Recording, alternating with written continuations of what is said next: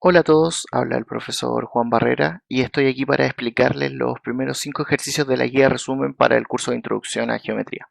Primer ejercicio dice: la constructora Sempi realiza casas de modelos individuales. Uno de esos modelos hecho a escala es el que se aprecia en la figura 1. Dice: de acuerdo a los segmentos destacados en la figura, ¿cuál es el segmento de mayor longitud? En este caso, si observamos los puntos marcados, los segmentos que entrarían en discusión serían CD y GH. Ahora, si nosotros tomamos CD y lo bajamos hasta el punto que C y G coincidan en el mismo vértice, nos quedaría el triángulo que tenemos acá, donde este vértice estaría compartido por el punto C y por acá el punto G. Luego, en la horizontal tendríamos H y en la parte superior tendríamos D. Si se dan cuenta, el triángulo que nosotros tenemos acá sería un triángulo rectángulo, es decir, con un ángulo de 90, por lo tanto GH y HD serían los catetos, mientras que CD sería la hipotenusa. Nosotros bien sabemos por definición que la hipotenusa siempre va a ser un segmento más grande que cualquiera de los otros catetos, por lo tanto en este caso la respuesta correcta sería que el segmento CD sea el más grande. Recuerden también que cuando escriben con segmento, la parte superior de las letras tiene que haber una letra, perdón, una línea recta. No como la que escribí yo, pero se entiende la idea. Siempre tiene que haber una línea sobre las letras y con eso nos indica que es un segmento. Ahora bien, para la segunda parte dice: utilice notación formal geométrica para ilustrar 3 pares de segmentos paralelos y 3 pares de segmentos perpendiculares. Se requieren por obligación identificar nuevos puntos. Entonces ahora nosotros vamos a ir completando algunos de estos puntos. Ustedes pueden elegir los que quieran, pero acá solamente vamos a colocar unos de modelo.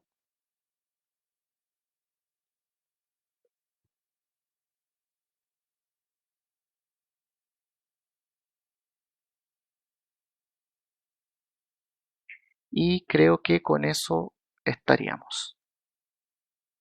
Entonces cuando nos dicen segmentos paralelos, ya sabemos que son segmentos que no se tocan entre sí. Entonces acá los vamos a empezar a pintar de color verde. Entonces tendríamos AB con CD, tendríamos también GH por IJ y finalmente BK con EF. Entonces esos serían nuestros segmentos paralelos. Recuerden que para escribir que dos segmentos son paralelos se colocan dos líneas inclinadas y eso en notación formal geométrica nos indicaría que esos dos segmentos son paralelos. Ahora, vamos con los perpendiculares. Ustedes saben que la definición es que segmento perpendicular no forman un ángulo de 90 grados entre sí. Entonces, si nosotros nos vamos al dibujo, tenemos GH con HN, tenemos KF con EF y finalmente AC con AB. Tenemos un par de ejemplos. Vuelvo a decir, pueden existir más en la figura. Yo solamente estoy nombrando los primeros que observo. Ahora bien, se darán cuenta que ustedes pueden encontrar muchos otros pares más que cumplen la condición. Va a depender también de las letras que ustedes designaron previamente.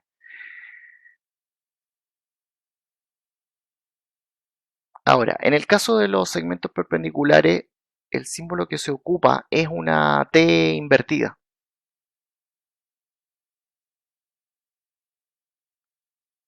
Con eso yo estoy indicando que mis segmentos son perpendiculares entre sí. ¿Ya? Entonces ahí con esto completaríamos la primera pregunta. Vámonos con la pregunta número 2.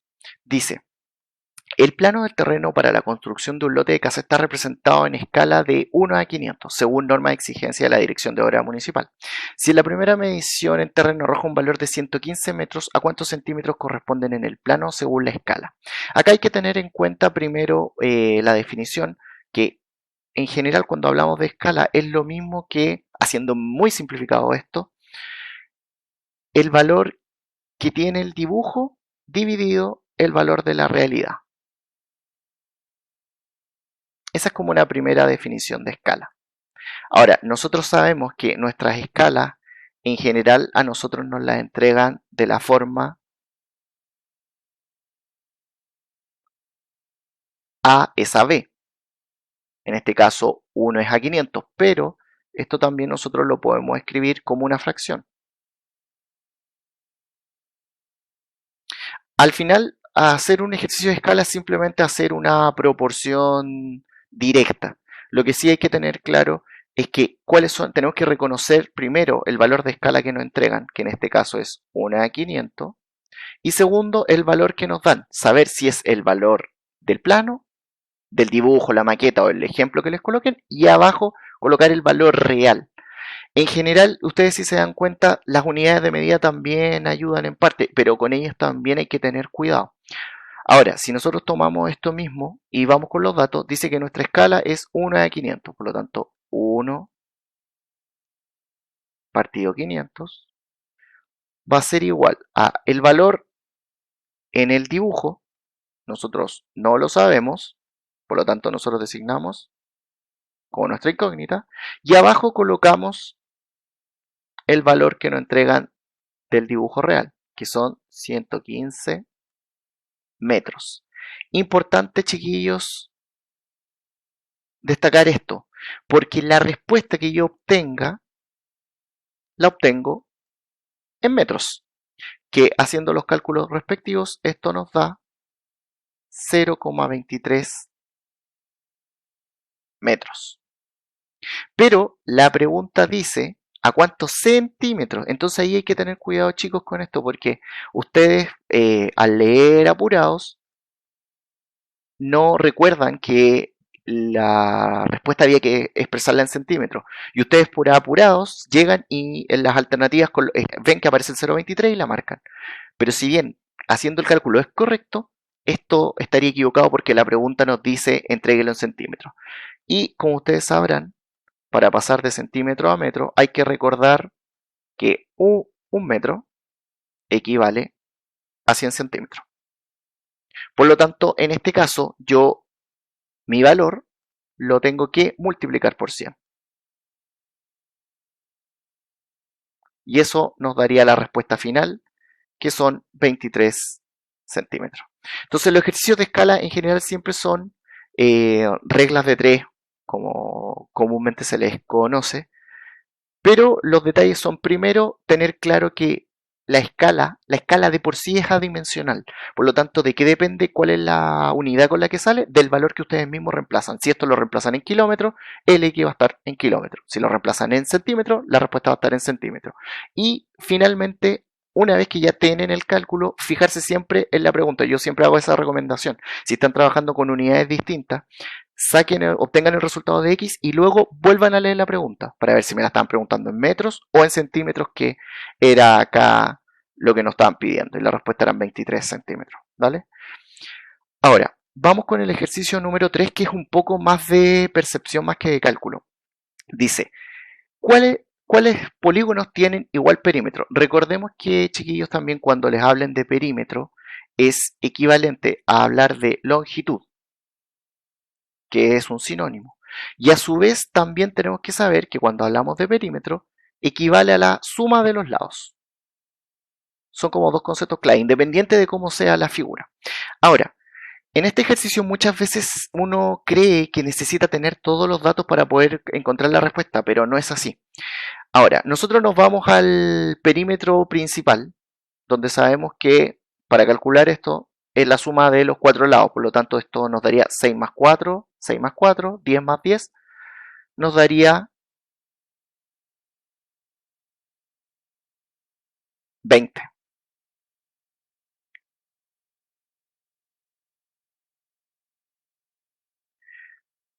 Y alguien dice, profe, pero ahí dice U. En este caso pasa a ser irrelevante la unidad. De hecho, por eso, generalmente cuando uno no sabe, le ponen 6 unidades. Pero para el caso acá no tiene mucho sentido. Entonces, sabemos que la figura más fácil era la 1. Entonces ahora necesitamos saber por las demás. Pero si ustedes miran la figura 2 y 3, es cosa de ir desplazando los segmentos hasta volver a formar la figura original. Entonces, si yo, por ejemplo, tomo estos segmentos de acá, que los voy a marcar en verde,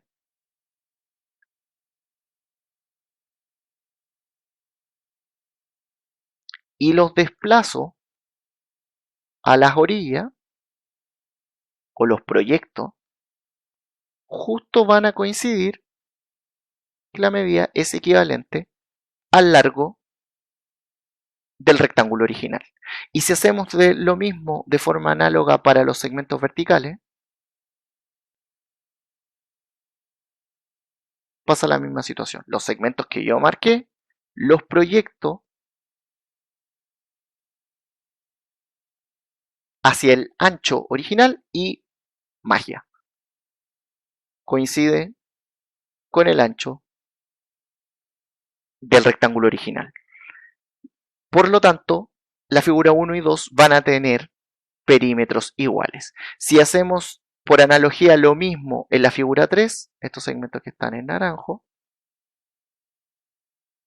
los proyecto al largo original, se darán cuenta que pasa exactamente lo mismo que en la figura 1. O sea, perdón, que en la figura 2. Y obtenemos exactamente el largo del rectángulo original. Por otro lado, aplicamos lo mismo con los segmentos que están en vertical, que en este caso solamente sería 1. El otro ya está justo con el ancho. Si lo proyectamos, también forma el rectángulo original.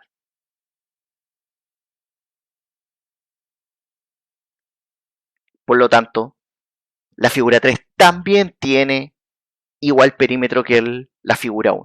Ahora, si nos vamos a la figura 4, uno tendería a pensar casi por obviedad que no lo es. Porque de hecho si miran es como tomar el rectángulo 1 y empujarlo de un lado.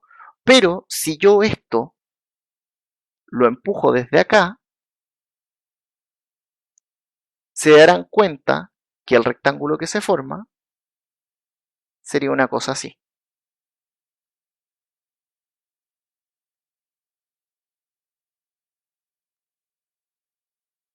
Y si lo comparamos con la línea segmentada, claramente nos faltaría toda esta porción de acá. Pero eso sería si estuviéramos hablando de área. Ahora, si nos vamos netamente a los segmentos, porque a nosotros nos están preguntando por el perímetro, si se dan cuenta, el ancho sería el mismo, pero los largos no. De hecho, si miran, faltarían estos sectores que voy a colocar en gris. Por lo tanto, si bien tiene igual ancho que la figura 1, no tienen el mismo largo. Por lo tanto, la figura 4 sería la única que no tiene igual perímetro.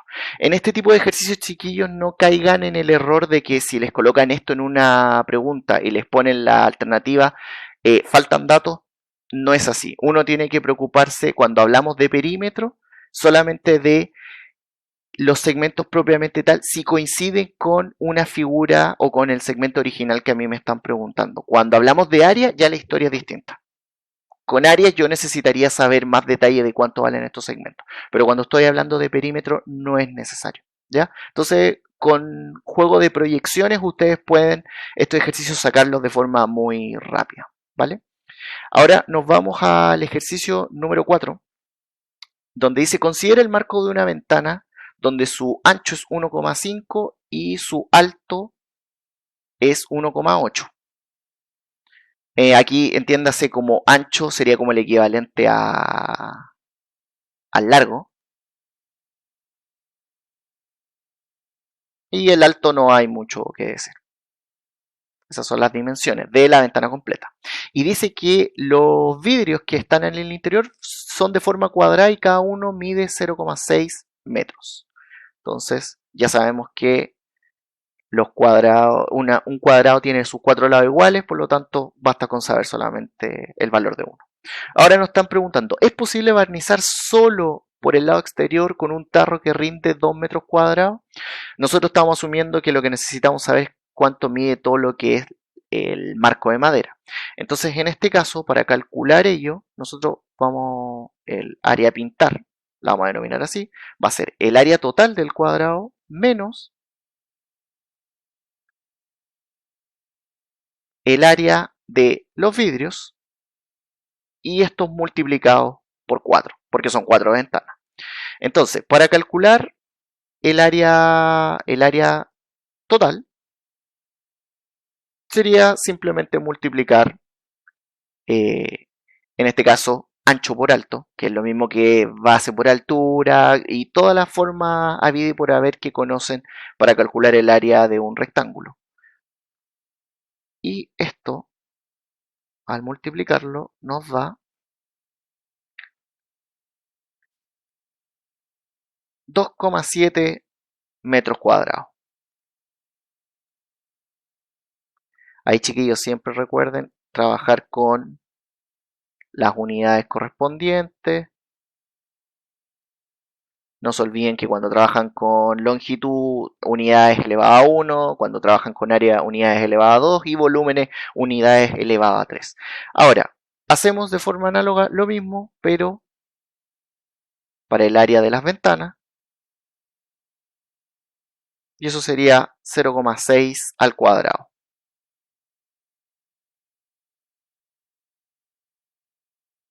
Lo que nos da un valor de 0,36 metros cuadrados.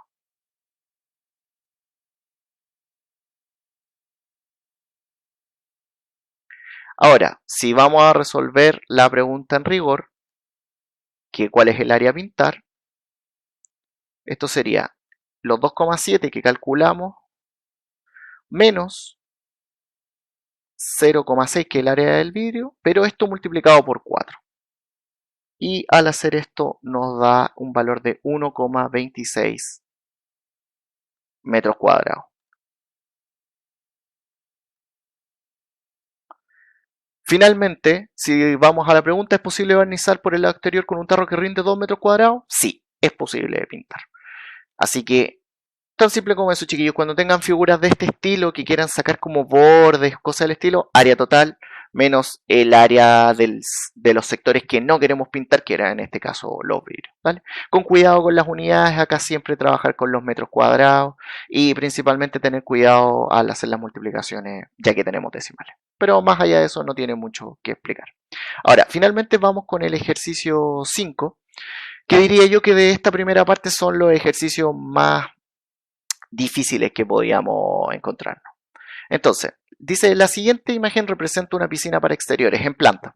Se debe instalar una cubierta de plástico que cubra la piscina. Para esto se colocará un cordel en su contorno donde se puede enganchar el plástico. Y la pregunta dice, determine la cantidad de cordel que se necesitará y considere que el radio de la semicircunferencia es 0,5 metros y además utilice pi en su calculadora. Eso quiere decir que tienen que usarlo como constante, no ustedes agregar 3 o 3,14. Tiene que ser completo. Y luego aproximar el resultado final a la centésima. ¿Ya? Entonces, en este caso, como nos está pidiendo la cantidad de cordel, nosotros estamos hablando de perímetro. Eso es lo primero. Entonces, para la primera pregunta, nos están pidiendo perímetro. Y en este caso tenemos tres cosas a considerar. Primero, tenemos para considerar los lados rectos de la piscina, estos que están en verde. Luego tenemos a considerar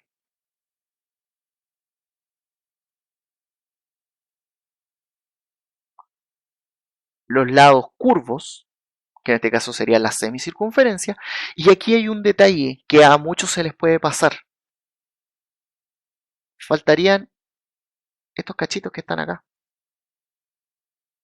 que uno puede encontrarlos intrascendentes, pero no lo son porque como nos están pidiendo la cantidad de cordel que nosotros tenemos que utilizar, tenemos que calcular literalmente todas las longitudes.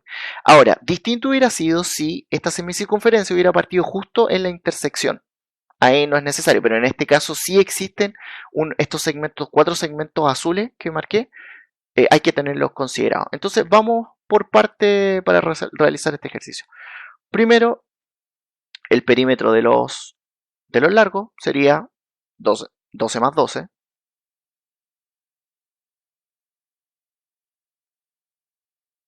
que sería 24 metros. Luego tenemos el valor de la semicircunferencia,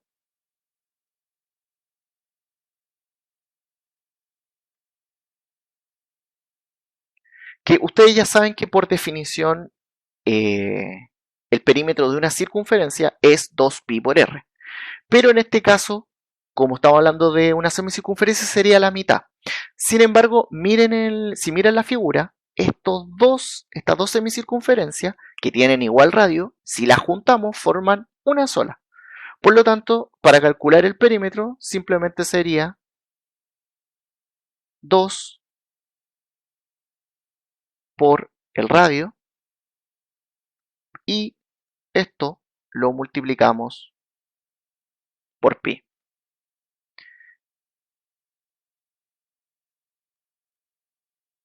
Y ese sería el valor que tenemos que calcular. Ahora, si nosotros recordamos que el radio era 0,5 metros, que era dato, y esto lo ingresamos a la calculadora, manteniendo, como dicen en un principio, ocupando pi como constante, esto nos da un valor de 3,1415 y con muchos decimales más.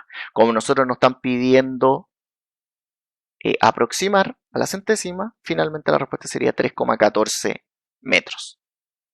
Ahora, ¿qué es lo que nos estaría faltando? Nos estaría faltando los cachitos que están entre los largos y la semicircunferencia. Ahora, una forma fácil de calcular esto es, si ustedes se fijan en la figura, este segmento que estoy dibujando le voy a cambiar el color, en naranjo, es equivalente al diámetro de la semicircunferencia. Y si nosotros sabemos que el radio es 0,5, el diámetro en total va a medir 1. Y si nosotros sabemos cuánto mide el ancho de la piscina completo, por diferencia podemos sacar el perímetro. Yo le voy a colocar perímetro lateral, pero son los cachitos. Ustedes entienden respecto al dibujo. Entonces esto sería 3. 3 menos 1 nos daría 2. Pero como son 2, los cachitos están en los dos lados, esto sería 2 por 2 y nos quedaría que el perímetro lateral son 4 metros. Acá yo vuelvo a decir, chiquillos, no caigan, porque uno puede decir, profe, ¿cómo eso va a medir 1 y la suma de los dos cachitos mide 2? Los dibujos nunca están a escala, por lo tanto nunca se dejen engañar por ello. Tan simple como eso. Ahora, finalmente, el perímetro total va a ser 24 más 3,14 más 4.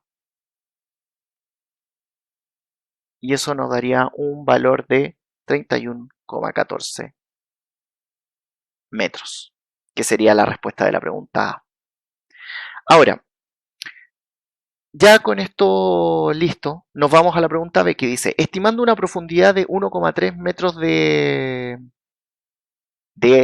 agua, determine la cantidad de metros que se requieren para llenar la piscina, y nos dan el dato recordatorio de que un metro cúbico son 1000 litros. Entonces, en este caso, chiquillos, lo que nos están pidiendo es volumen. Ya sabemos que en general, cuando tenemos que jugar con volumen en figuras compuestas, tenemos que descomponer por figuras conocidas y luego sumar todos los volúmenes. Entonces, en este caso, si se dan cuenta, para efecto del volumen, nosotros tenemos dos figuras. Tenemos primero la parte como rectangular, viéndolo en planta, y que a fin de cuentas nos estaría formando un paralelepípedo.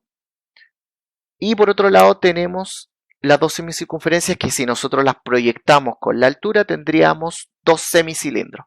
Entonces, en este caso, primero, para calcular el volumen del paralelepípedo, tenemos que el largo es 12, tenemos que el ancho es 3 y sabemos que la profundidad es 1,3, que es dato que a mí me entregaron al principio.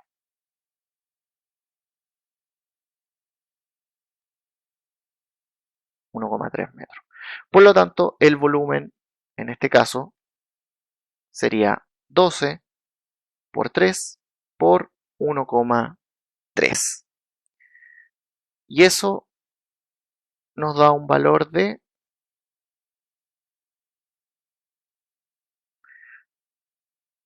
46,8 metros cúbicos. Ojo ahí también, cuidado con las unidades, chiquillos.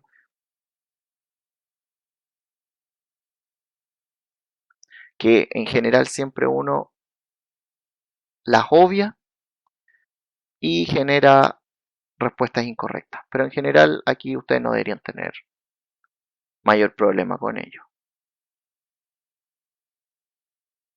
Metros cúbicos. Ya, ahora, lo que nos queda es calcular el volumen de los costados, pero que nosotros ya dijimos, esto los podemos juntar y nosotros lo que tendríamos en este caso sería un cilindro. Un cilindro que tendría radio 0,5 y altura 1,3. Entonces, recordando un poco la materia de volúmenes de figuras, el volumen del cilindro es pi por radio al cuadrado, que sería el área de la circunferencia multiplicado por la altura. Entonces en este caso tendríamos el radio, tendríamos pi. Recuerden que cuando trabajan con pi en este tipo de ejercicio, lo tenemos que dejar expresado. No lo podemos usar con un valor como los comunes que nosotros ocupamos. Por el radio, que va al cuadrado, por la altura. Que en este caso, más que altura, sería profundidad. Uno lo tiene que ir, obviamente, acoplando al ejercicio. Entonces, al multiplicar todo esto, el volumen del cilindro, que es fusionar los dos lados, nos daría 1,02 metros cúbicos.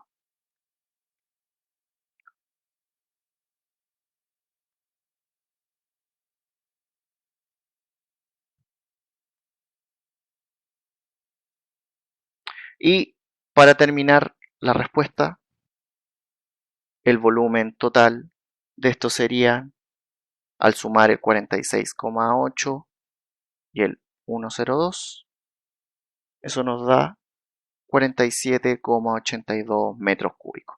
Pero la respuesta a nosotros nos la están pidiendo en litros, no en metros cúbicos. Por lo tanto, para esto es tan simple como aplicar una regla de 3. Si sabemos que un metro cúbico son 1000 litros, ¿cuánto va a equivaler 87,82 metros cúbicos?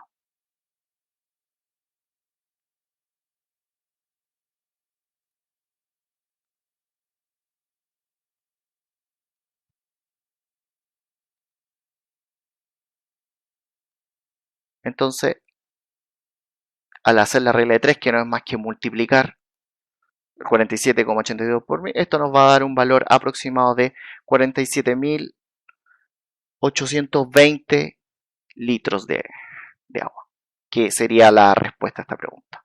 Entonces con esto terminamos la primera parte de los ejercicios. No se pierdan el segundo video donde vamos a explicar los ejercicios del 6 hasta el 10. ¿ya? Espero que les haya servido y mucha suerte para su examen.